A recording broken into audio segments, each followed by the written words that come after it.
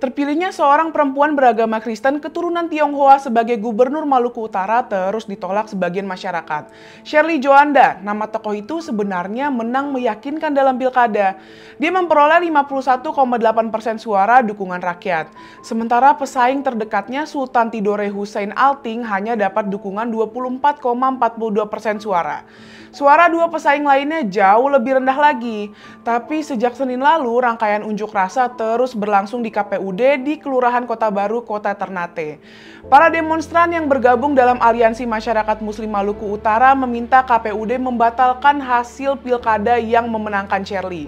Di depan kantor PDUP sempat terjadi benturan fisik antara demonstran dan polisi. Para peserta aksi menuduh adanya kecurangan, money politics, keberpihakan pejabat daerah, serta keterlibatan oligarki. Tapi sulit untuk menolak dugaan bahwa yang menjadi isu utama adalah bukan soal ketidakbersihan politik.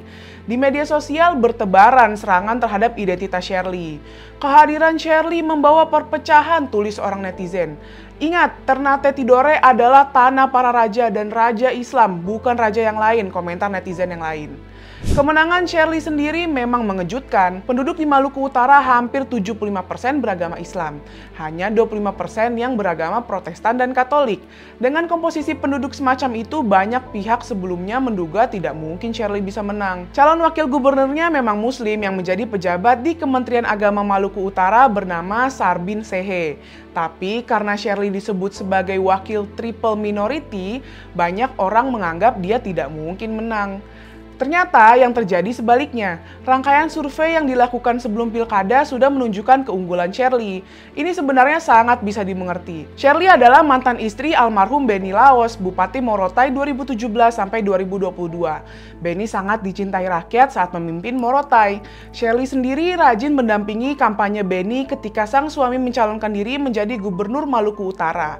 Dia juga tidak nampak sebagai istri pejabat yang angkuh dan berjarak dari rakyatnya. Benny meninggal akibat tragedi ledakan kapal di Pulau Taliabu hanya 6 pekan sebelum pilkada digelar.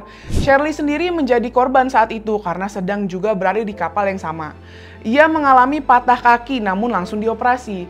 Ketika 12 hari kemudian, Shirley dicalonkan jadi gubernur untuk menggantikan Benny. Dukungan pun mengalir deras.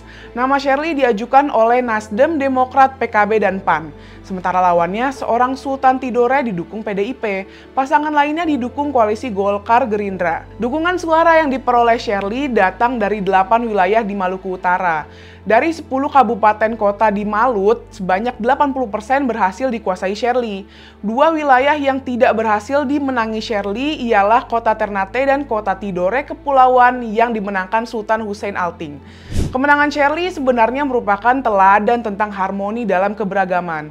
Karena itu kita perlu berharap aksi-aksi massa ini bisa segera dihentikan. Ketua Umum PBNU Kiai Haji Yahya Khalil Stakuf juga ikut bersuara. Dia berpesan agar warga Maluku Utara tetap jaga harmoni dan persatuan.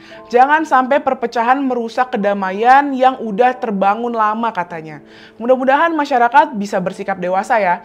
Jika memang ada dugaan kecurangan, bawa semua bukti kecurangan itu ke meja hijau. Biarkan supremasi hukum yang bekerja. Jangan sampai kepentingan sempit sekelompok elit menghancurkan harmoni di Indonesia. Hidup keberagaman.